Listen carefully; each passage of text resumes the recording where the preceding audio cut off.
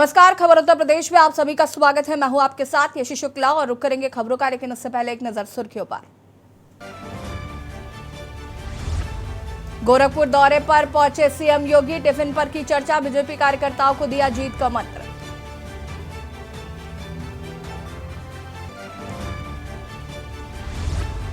All India Muslim personal law board को मिला नया अध्यक्ष, मौलाना खालिद सैफुल्लाह रहमानी के नाम पर लगी मुहर।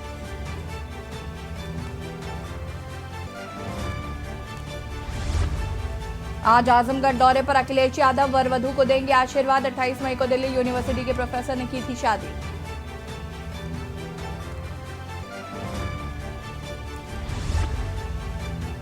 अब अयोध्या के बजाय अपने संसदीय क्षेत्र में ताकत दिखाएंगे ब्रजभूषण, कर्नलगंज में 11 जून को बड़ी रैली।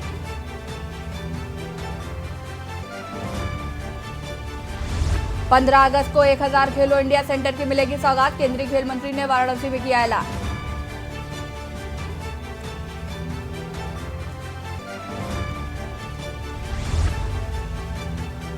यूपी में 15 जून तक पड़ेगी भीषण गर्मी, 10 जिलों में 3 दिन हीट वेव का अलर्ट। 43 डिग्री के साथ प्रयागराज सबसे गर्म रहा। आप देख रहे हैं के न्यूज, खबरों का सारथी। और लखनऊ से खबर आपको बता देते हैं, जहां पर यूपी में पीसीएस अफसरों के हुए तबादले। PCS Rinki Jaiswal ADM LA Kanpur बनी, PCS Abhinav Ranjan Srivastava ADM FR Farrukhabad. PCS Rinki Jaiswal ADM LA Kanpur बनी।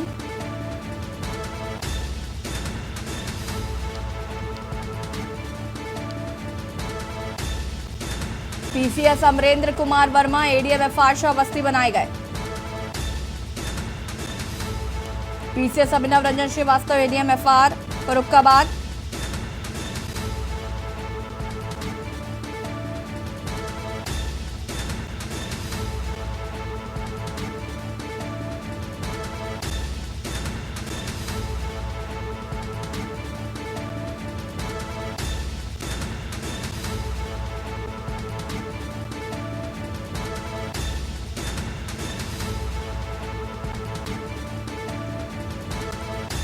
PCS Rinki Jaiswal ADM LA Kanpur बनी।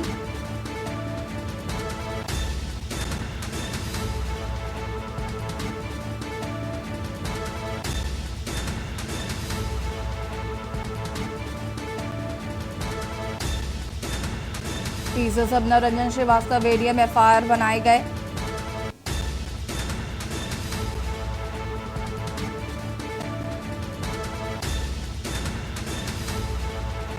PCS Devendra Pratap Singh ADM Namami Gange. PCS Subhash Prajapati ADM FR Sant Kabir Nagar. UP में पीसीएस अफसरों के हुए तबादले।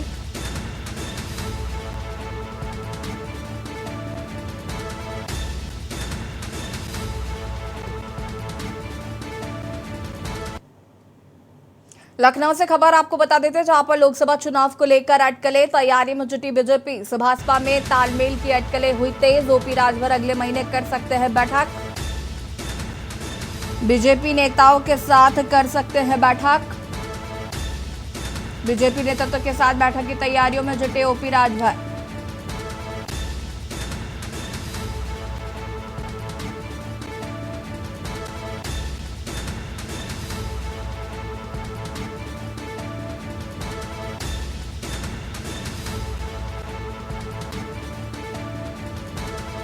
ओपी राजभर ने अपने प्रभाव वाली सीटों का ब्यौरा तैयार कराया। 2022 विधानसभा चुनाव में जिन सीटों पर मिले वोट का ब्यौरा तैयार कराया। 2024 में भाजपा से मूल भाव करेंगे ओम प्रकाश राजभर। लोकसभा चुनाव को लेकर अटकलें तेज।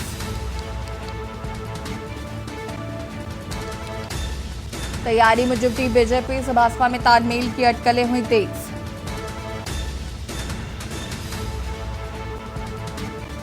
ओपी राजभर अगले महीने कर सकते हैं बैठक।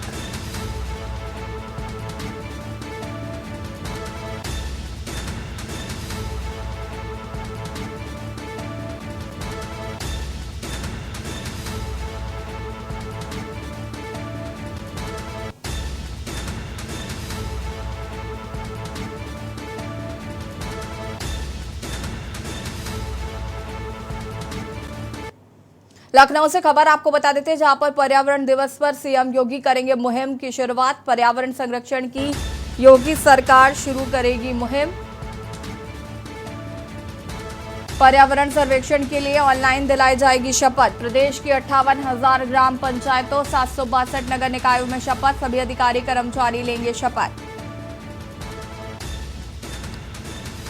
पर्यावरण दिवस पर योगी सरकार की मुहिम। पर्यावरण दिवस पर सीएम योगी शुरू करेंगे मुहिम।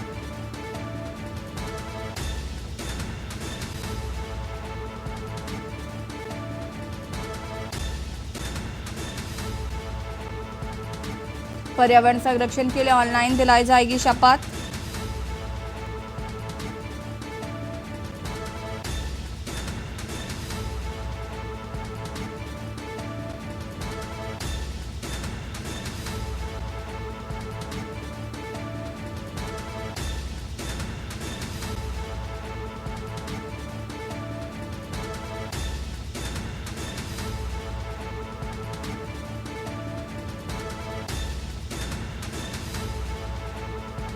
मुख्यमंत्री योगी आदित्यनाथ शुरू करेंगे मुहिम।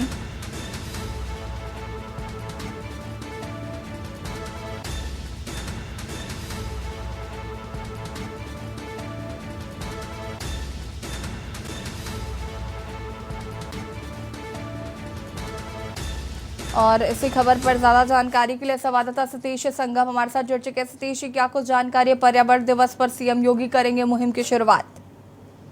बिल्कुल, देखिए कि कल पूरे विश्व में अंतर्राष्ट्रीय पर्यावरण दिवस मनाया जाएगा। इस सिलसिले में अगर उत्तर प्रदेश की बात करें तो मुख्यमंत्री योगी आदित्यनाथ गोरखपुर दौरे पर होंगे, जहां पर पर्यावरण संरक्षण की मुहिम की शुरुआत करेंगे। तकरीबन बताया जा रहा है प्रदेश में 58,000 से ज्यादा जो ग्राम पंचायत हैं और 762 के से अधिक नगर निकाय के जो हैं, वहां पे पर्यावरण संरक्षण को लेकर ऑनलाइन माध्यम से शपथ दिलाई जाएगी। मतलब कि निकाय चुनाव में जितने भी प्रत्याशी जीत हासिल किए हैं, सभी को पर्यावरण संरक्षण को लेकर शपथ दिलाई जाएगी। अपने अपने क्षेत्र में अत्यधिक से ज्यादा पौधारोपण हो और इस संरक्षण को लेकर, खासकर पर्यावरण संरक्षण को लेकर जिस तरह से काम किया जाए उसके बारे में बताया जाएगा।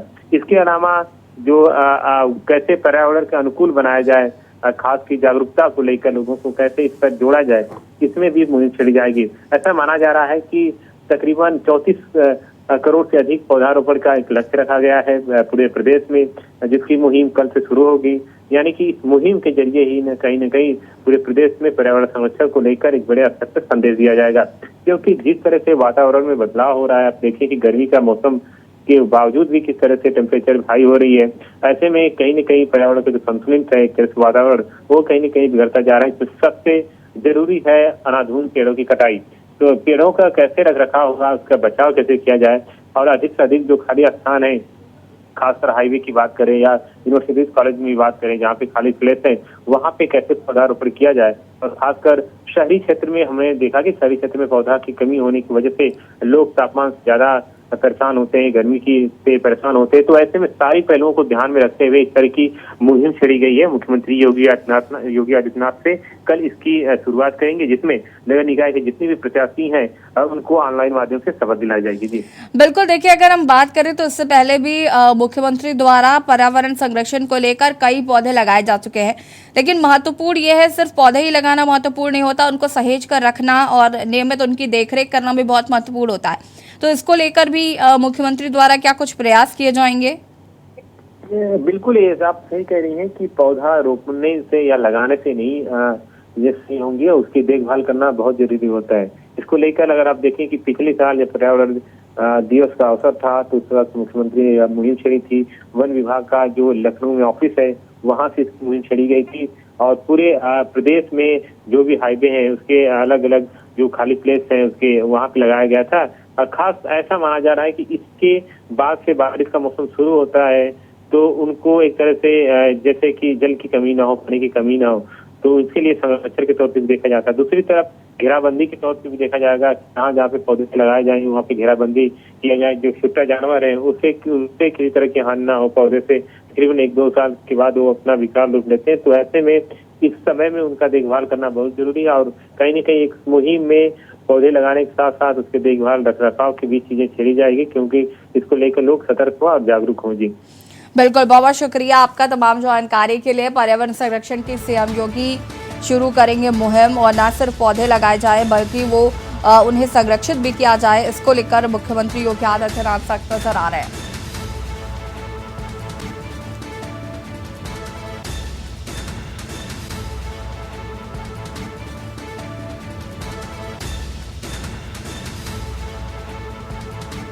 मुख्यमंत्री योगी आदित्यनाथ द्वारा शुरू की जाएगी मुहिम।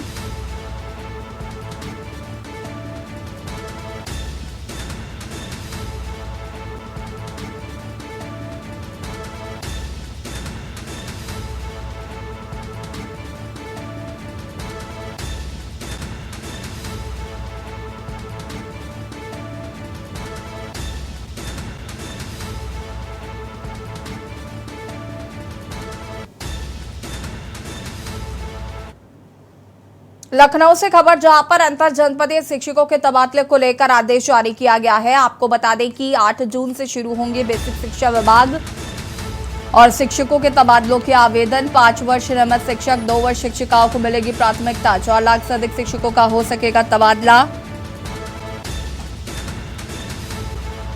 5 वर्ष नियमित शिक्षक का हो सकेगा तबादला।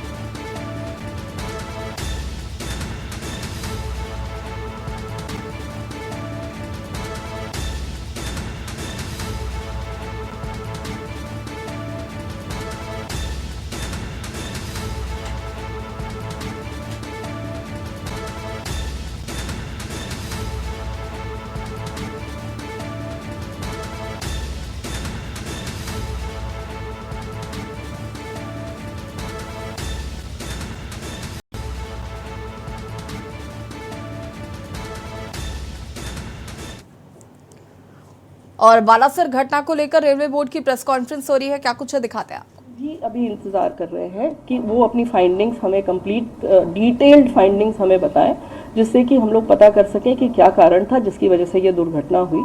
दुर्घटना सिर्फ कोरोमंडल एक्सप्रेस की हुई है। ये भी एक चीज़ है जो कि सबको समझने की आवश्यकता है कि यहाँ पे 3 इंजन भिड़ गए और बहुत सी मल्टीपल ट्रेन्स जो है वो आपस में टकरा गई, कैसे सब एक ही रास्ते में थी। ये इस तरह की गलत इंफॉर्मेशन या गलत समझ फ्लोट अराउंड कर रही है। तो उसको क्लैरिफाई करने के लिए मैं दोबारा ये बताना चाहती हूँ कि सिर्फ एक ट्रेन क्षतिग्रस्त हुई, एक ट्रेन का एक्सीडेंट हुआ जो कि कोरोमंडल थी। उस ट्रेन किसी कारण, जिस भी कारण के वजह से, जिसको हमें पता चलेगी अभी डिटेल में कि क्या कारण था, वो जो एक्सीडेंट ग्रस्त हुई और अप लूप लाइन में जो आयरन ओर की ट्रेन खड़ी हुई थी, जो मैंने आपको बताई मालगाड़ी, उससे टकराई। उसके ऊपर उसका इंजन चला गया, उसके कुछ कोचेस चले गए और ये इतना तेज इम्पैक्ट था। वो बेसिकली इसलिए था क्योंकि ट्रेन अपनी फुल स्पीड पे थी। 128 kmph पे मामूली चीज़ नहीं है। और दूसरी इशू ये था कि वो एक आयरन ओर की ट्रेन थी जो कि बहुत ही भारी ट्रेन होती है। तो वो सारा इम्पैक्ट जो है, कोलिजन का इम्पैक्ट, अगर आप लोग किसी भी टेक्निकल कोलिजन एक्सपर्ट से भी पूछेंगे, कोलिजन का इम्पैक्ट उसने कंप्लीटली रिजेक्ट कर दिया क्योंकि वो आयरन ओर भरी हुई ट्रेन थी। एंड द एंटायर पूरा का पूरा इम्पैक्ट जो है वो सारा का सारा ट्रेन के ऊपर आ गया। कोचिंग ट्रेन थी ये। अब इस ट्रेन के बारे में भी मैं कुछ बताना चाहूँगी। ये ट्रेन है LHB ट्रेन, हमारी जो LHB कोचेस है उसकी ट्रेन है ये। LHB is a very very safe train. अगर आप और एक्सीडेंट्स इस तरह की ट्रेन के देखेंगे, आपको मिलेगा कि इवन एट फुल स्पीड ये ट्रेन कैप्साइज नहीं होते। इसके कोचेस जो हैं वो दे डोंट टर्न टर्टल, और इसलिए उसमें जो लोग होते हैं वो उनको कोई ज़्यादा इंजरीज नहीं होती है। अनफॉर्चुनेटली इस केस में ये ऐसा हादसा हुआ कि इस स्पीड पे अगर पूरा का पूरा इम्पैक्ट ट्रेन के ऊपर आएगा तो कोई भी दुनिया में ऐसी कोई टेक्नोलॉजी नहीं है कि वो इस तरह के जंबलिंग अप को प्रिवेंट कर सके। तो मालगाड़ी बिल्कुल नहीं डिरेल हुआ क्योंकि आयरन ओर था वो। तो आयरन ओर इतना स्टेबल और उसकी सेंटर ऑफ ग्रेविटी इतनी स्टेबल होती है कि वो नहीं हिली तक नहीं, उसमें थोड़ा बहुत इधर उधर हुआ पर वो हिली नहीं। और पूरा इम्पैक्ट जो है वो इस ट्रेन के ऊपर आ गया जो कि पैसेंजर्स के साथ थी और उसकी वजह से ये इंजरीज और अनफॉर्चुनेट डेथ्स बहुत हुई। तो ये है बैकग्राउंड इसका। इसके साथ चूंकि इसके डिब्बे बिखर गए इम्पैक्ट की वजह से, कोलिजन की वजह से सारा इधर उधर बिखरे, तो उसमें से कुछ डिब्बे जो हैं वो अगर आप देखेंगे तो ये जो डाउन लाइन मेन लाइन है इसकी तरफ आ गए और ये डाउन मेन लाइन पे यशवंतपुर एक्सप्रेस निकल रही थी, वो भी 126 की स्पीड पे जा रही थी। वो करीब करीब क्रॉस कर गई थी। वो तो मिस फॉर्चून है कि एक लिटरली एक फ्रैक्शन ऑफ सेकेंड के लिए उसके पीछे के 2 डिब्बे थे जो कि इसके डिरेल डिब्बों के रास्ते में आ गए और इन डिरेल डिब्बों के इम्पैक्ट से उसके आखिरी 2 डिब्बे वो भी डिरेल होके यशवंतपुर एक्सप्रेस के वो भी डिरेल होके दूसरी तरफ फेंक गए। तो ये सारा इतनी स्पीड में और इतने मोमेंटम में था कि उसकी वजह से वो 2 डिब्बे भी क्षतिग्रस्त हुए और उसमें भी कुछ लोगों को बहुत इंजरीज हुई, कुछ डेथ्स भी। और यहाँ पर बालासोर घटना को लेकर रेलवे बोर्ड भी प्रेस कॉन्फ्रेंस की है। साथ ही साथ बताया जा रहा है कि ये एक्सीडेंट किस वजह से हुआ और ट्रेन में क्या खामियां थी। साथ ही साथ उन्होंने ये भी बताया कि जो ट्रेन है वो केवल क्षतिग्रस्त हुई है, बाकी की 2 ट्रेनों की वजह से बाकी की 2 ट्रेनें उससे टकराई जिसकी वजह से ये बड़ा हादसा हुआ। यार रुकेंगे एक छोटे से ब्रेक के लिए, जल्द हाजिर होते हैं। आप देख रहे हैं की न्यूज, खबरों का सारथी। ब्रेक के बाद एक बार फिर से आप सभी का स्वागत है और आपको बता दें कि हादसे को लेकर रेलवे बोर्ड ने की है प्रेस कॉन्फ्रेंस। बालासोर में स्थित थी क्योंकि वहाँ पे साइक्लोन और ये सब फ्लड्स वगैरह के लिए उनकी एक टुकड़ी वहाँ पर मौजूद रहती है। उस टुकड़ी को तुरंत इन्फॉर्म कर दिया गया। ये भी मैं बताना चाहूँगी कि हम लोगों की एनडीआरएफ के साथ कंटिन्यूअस इस तरह की घटनाओं से बचने के लिए एक्सरसाइज चलती रहती है, कोऑर्डिनेशन चलता रहता है और हम लोग बहुत सारी मॉक ड्रिल्स करते हैं। उसका ये फायदा हुआ कि एनडीआरएफ की टीम जो बालासोर में मौजूद थी वो भी वहाँ से चल पड़ी तुरंत तैयार होके और वो भी पहुंची। जो आर्मी की भी वहाँ पे एक टुकड़ी मौजूद थी वो भी मोबिलाइज हो गई, उसको इन्फॉर्मेशन पहुंच गई, वो भी आ गई। जो स्टेट एडमिनिस्ट्रेशन था, जो स्टेट डिजास्टर रिलीफ थी, जो district manager DM and his team and the SP and the local administration, everybody responded. Locals जो वहाँ पे थे वो तो खैर they are the first responders, वो सारे locals आ गए and immediately जितने लोगों को वहाँ से निकाला जा सकता था उनको वहाँ से नज़दीक के अस्पताल ले जाया जा सकता था, उसके लिए जो भी कार्रवाई करनी थी उन लोगों ने शुरू कर दी। इट इज़ मेजर डिजास्टर, उसमें एक छोटी चीज़ नहीं है, ये इतनी बड़ी दुर्घटना और इतने सारे लोगों को का इन्वॉल्वमेंट था। ये सारे लोग इसमें सिर्फ इसी फोकस के साथ लगे रहे कि कैसे लोगों को की जान बचाई जाए और उनको जल्दी से जल्दी हॉस्पिटल पहुंचाया जाए। और जो हमारे डॉक्टर्स वहाँ पे पहुँच गए थे, लोकल डॉक्टर्स, डिस्ट्रिक्ट के डॉक्टर्स पहुँच गए थे, वो फर्स्ट एड वहाँ पे करके एंड इमीडिएटली जो भी इंजर्ड थे उनके लिए जो साधन मिला, जो फर्स्ट अवेलेबल साधन मिला उससे लोगों को मूव करना शुरू कर दिया। एम्बुलेंसेस तो उसके बाद आई, पर लोगों को इस हिसाब से निकालना और मूव करना शुरू हो गया। ये पूरा बचाव और इसका कार्य पूरी रात चलता रहा।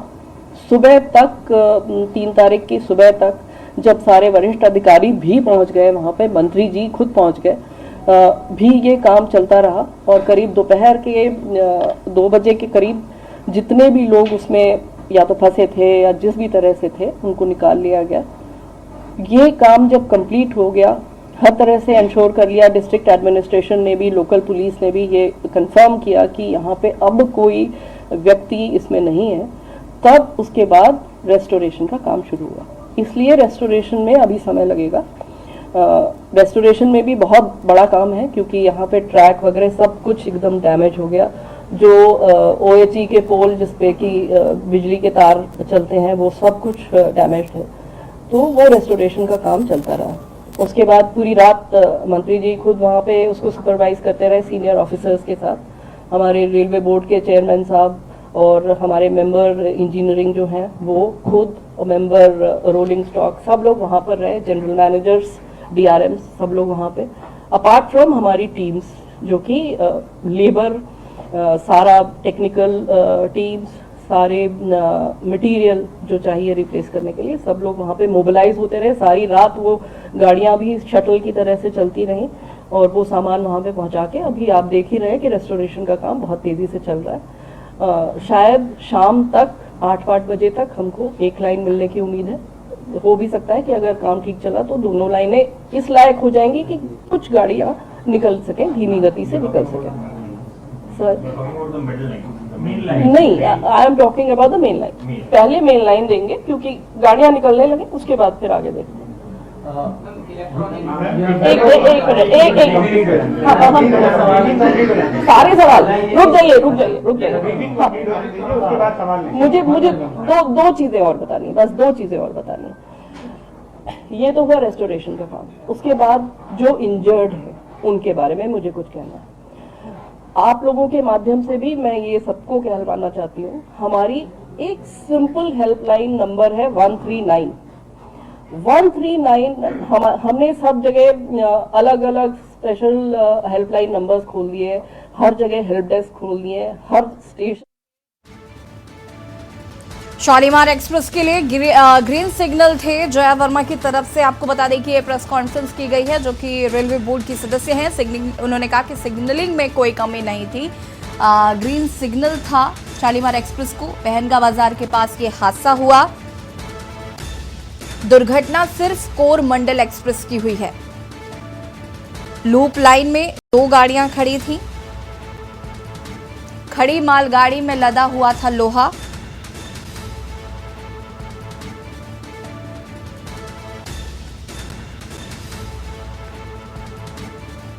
बलासोर हादसे को लेकर रेलवे बोर्ड की यह बैठक के बाद ये प्रेस कॉन्फ्रेंस की गई है। रेलवे बोर्ड सदस्य जया वर्मा सिन्हा की प्रेस कॉन्फ्रेंस आपने यहां पर सुनी। और अब आपको रायबरेली से खबर बता देते हैं, जहां पर महिलाओं के बीच चले लाठी डंडे। पुरानी रंजिश को लेकर हुई मारपीट का वीडियो हुआ वायरल। 2 दिन पहले का बताया जा रहा वायरल वीडियो, थाना लालगंज के कुंडवल का ये पूरा मामला बताया जा रहा है। महिलाओं के बीच चले लाठी डंडे, 2 दिन पहले का बताया जा रहा वीडियो। तस्वीरें आपको हम टीवी स्क्रीन पर दिखा रहे हैं, जहां पर आप देख सकते हैं कि महिलाओं के बीच में किस कदर मारपीट की जा रही है। इसी पुराने विवाद को लेकर आपको बता दें कि महिलाओं के बीच चले लाठी डंडे।